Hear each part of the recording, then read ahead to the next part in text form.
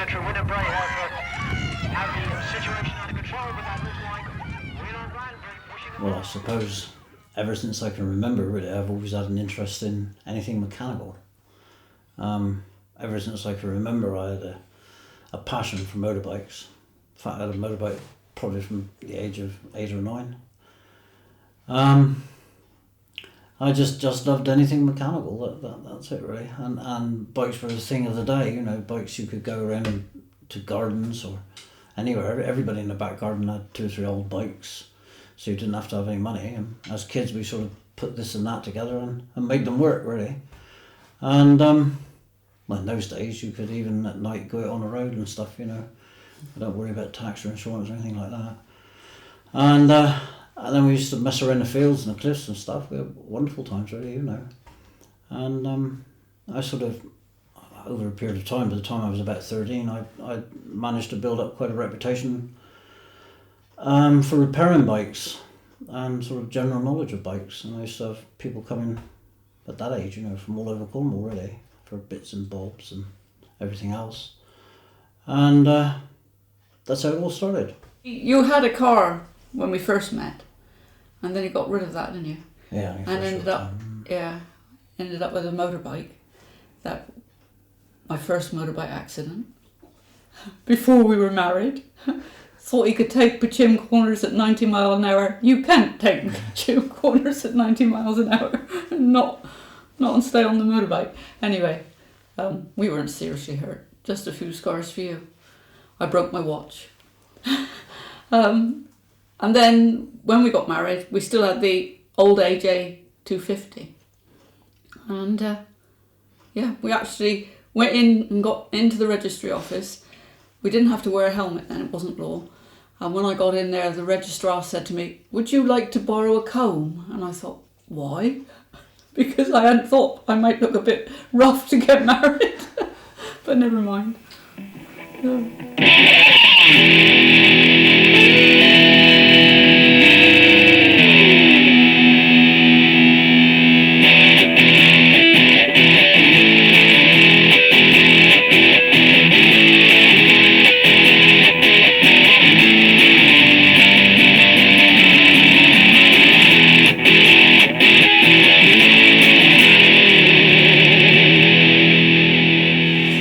Strike came about because, like I was telling you earlier, that chap John Hamill, sort of like just a damn nice bloke, really. He after we got married, he just died. He had a heart attack. And he's a very, very fit man. Well, he didn't actually.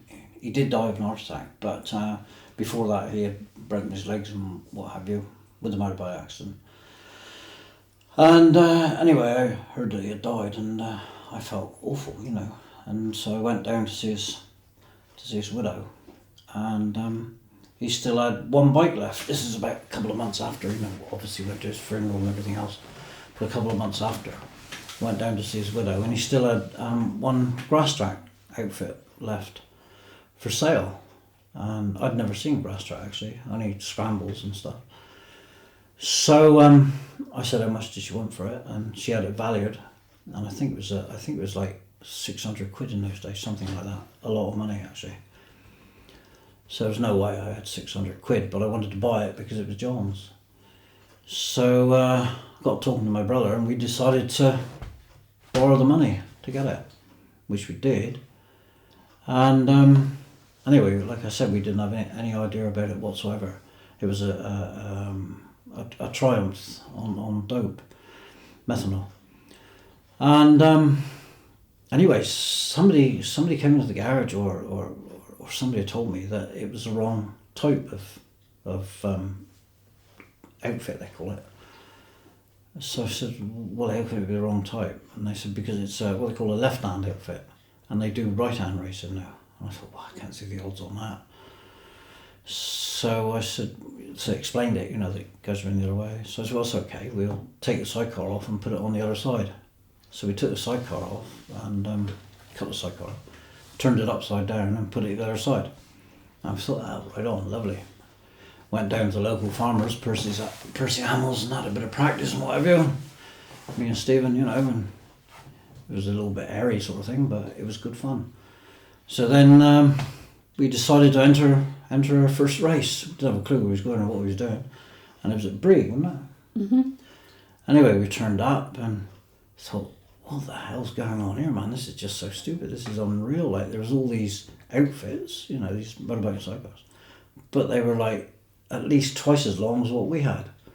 Oh, this is really strange. All great shiny flashy things, you know. Some had the latest Kerry motors in those days.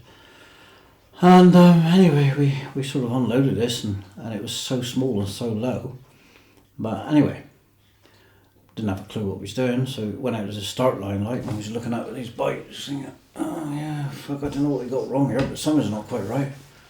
And we fired it up like, and got left on the line, and off they went. And I kept going up through the gears, and I was coming to the first corner. I thought, hell, this is right, we're closing up on them, and I still had another gear to go, and by this time we were screaming. And then, and we were sort of parachute flying. And I remember we was gliding in the air with our arms out like this, and splat. And this is absolutely true, isn't it? Well, it's because it was the wrong outfit. It wouldn't go around a right-hand bend. It would only go around a left-hand bend. And every time I tried to go into the bend, it just flipped. So anyway, we kept on it all through the meeting. And the commentator said, what these boys lack in experience, they make up for in guts, you know, and they call us the flying whatever. Well, the newspaper advertisement, next report that said the flying true wins. Making ground down that back straight. We look up, we appear to be making ground into the corner, but that's just the natural order of things.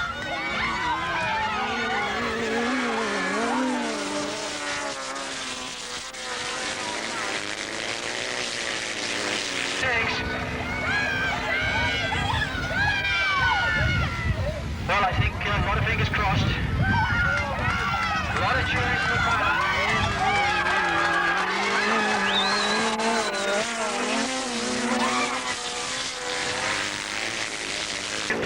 But no doubt about the finishing order there. That was race 29. This is the way they finished. First was 20, Crystal Wynn and Andy Gray. A lot of good sport, I thought, from the 500 today. Do you think the fans is coming on?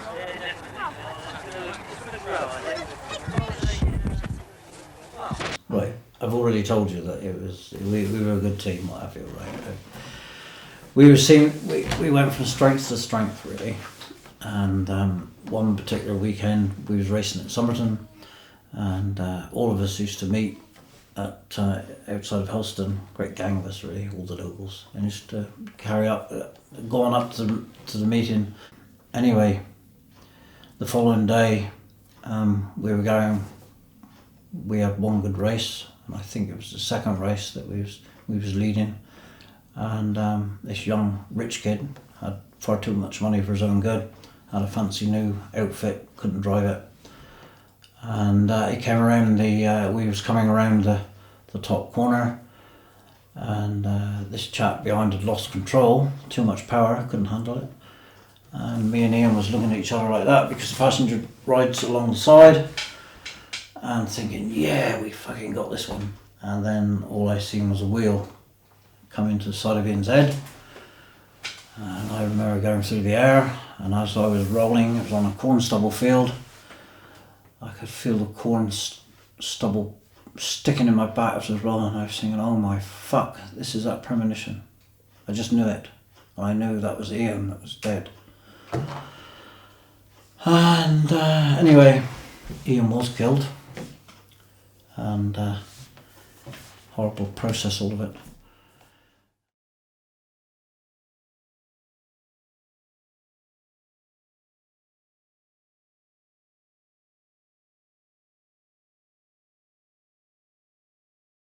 The problem was 3 accidents, one after another, on the same leg, which ended up with you losing your leg, didn't it? Because it ran out of healing power. And a bit of brain damage. Lots of brain damage, if you ask me. But the first one was when you actually broke the fibula tibia and had all the screws and plates put in, just after Barry Sheen had his done. And then the following August, you had a hip broken and the femur broken, and Pelvis. you had a false hip put in, didn't you? And then that caused you to have a long break in your racing career, and then you decided that you'd like to go back again with our son Joe in the sidecar. Why that was, because at the end of the day we was doing okay, you know, but it's like most sports really. People were saying, well, rivals were saying, oh, it's okay for you, you've got the best, you've got full sponsorship, you've got this machine, that machine, anything you want you can have, and all that and all that. Well, actually, it's like all the athletes and everything really, you know. Yeah, you need the kit, but it's down to you at the end of the day, down to you as a team. It's not all down to a certain amount, of course it is, but it's not all down to kit. So the regulations in grass track is that they're all 1,000 cc's, but you can go on any size. So I decided to go back with my son actually. Well, actually no, I was years and years out of the sport, and I had this feeling that life wasn't much anymore. I'd lost respect with everything and everybody, and I thought I want to go back. So my boy, he was coming up to 16. He was 16 in the March, and your first race was in April. He wanted to ride passenger. So I said to Joe, you know, I said, well, the only drawback is that I don't want to go back with a full race machine. I want to go back to something vastly underpowered, and we'll build it in our garage. So I managed to get hold of this 750 bike. It was a sort of X-drag motor, but it was still underpowered to what was being used at the time, and we built it up in a shed out there really, on a shoestring, literally a shoestring, and we tried it around the local fields and whatever. Yeah, very impressed with it. The boy was absolute natural, absolute magic. Really, I was, Christ, we got some hell of a team here now. And we went to an event in Cornwall, actually, a local event. April the 11th. Yeah, the first one of the year. And everybody thought, obviously, you know, what's Truro doing with a 750? I'm got out with this. Anyway, we cleaned the day out actually, and we had all but one race, and we had one race left. And it was only a little 750, and you know. It was the last race of the day. And it had been pouring with rain. I should have known better. I should have known enough to say no, forget it. You know. She didn't have the power in. It was like a ploughed field now. Yeah, but we were still winning. I never said that, but it was underpowered for that. So anyway, we left. Yeah, of course it was underpowered. We left the start line and came up to second, then coming up to first, and the bloke's chain came off. The lead-in outfit threw its chain. Yeah. And stopped right in front of you, didn't it? Yeah. So we went into that and crashed. Not spectacularly, really, but you know. Anyway, obviously my first concern was Joe, and I seen Joe was okay, and I said to Joe, I've been and broke my fucking leg again. He said, ha ha ha ha, and he thought I was joking, because I'm always sort of joking around with him. And he took one look and he thought, oh, shit. So anyway, it was broken, but obviously with all the other brakes and whatever. You had been warned, weren't you, that it wouldn't mend again, because there was no hope of it. Your mending power had gone. Yeah, but it did start to mend. It did start to get back. And they offered me an operation that about 2 years down the line, 18 months, I don't know what it was. But during those 18 months, I went through hell actually, just in a wheelchair and constant. With an external fixator on, didn't you? Yeah. Which was very revolutionary at the time. And I got to a stage where I just couldn't take it anymore. I just wanted it off really. So I talked to the doctors about it, and they said, well, look, there is a possibility that we can save it. It says we can get. It was an experiment, you know. Well, they did an experiment on my hip in the past, and it worked, and it saved my hip and saved my leg. So I was all for that, and it took a bit of time to get the money together and whatever, but for them to do this operation, and they did get the budget and they had the okay, but by this time I was so down and out. I was completely, absolutely mentally and physically knackered, and I wasn't up to it. So Well, your body was full of infection by now. yeah, whatever. But so I decided that no, I just have it amputated really, and have done with it, and that's what I did, you know. But on reflection now, I often lie awake at night thinking, oh God, you know, when I got phantom pain, or because it's not healed good anyway, thinking I just wish I had another go at saving it. But there we are, that's life, isn't it? Too late. And that's about it, isn't it? And it was amputated on your birthday. Oh yeah, amputated on my birthday. And as he was admitted to hospital to have his leg taken off, they had happy birthday written on his bed. Which is a bit ironic, isn't it? Anyway. But that wasn't it for... That was it. That was the end of racing. It was the end of racing, Yeah. but you guys Oh, that still- was my fault. You guys I haven't got a motorcycle license, and I've been watching these trikes on eBay and couldn't afford them. Well, and then one day we were coming home in the car and we noticed a motorcycle rally going up through, and there was this trike that I'd watched on eBay and couldn't afford going up, and I said, that's what I want one of them because you can ride them on a car license. And you said, well, I'll build you one. And I said, yeah, but it'll end up being a flying wheelbarrow. But it wasn't. We went to Bodmin and you bought for me a Virago 1100, and you brought it home and you triked it for me, didn't you? And it won best bike in the show. And it won best trike in Truro show. And that was 8 years ago. I'm still going strong. And and we haven't stopped since. We love trikes now. It's the freedom of no helmet. You get noticed better than you do on an ordinary two-wheel motorbike, and it's lovely. Yeah.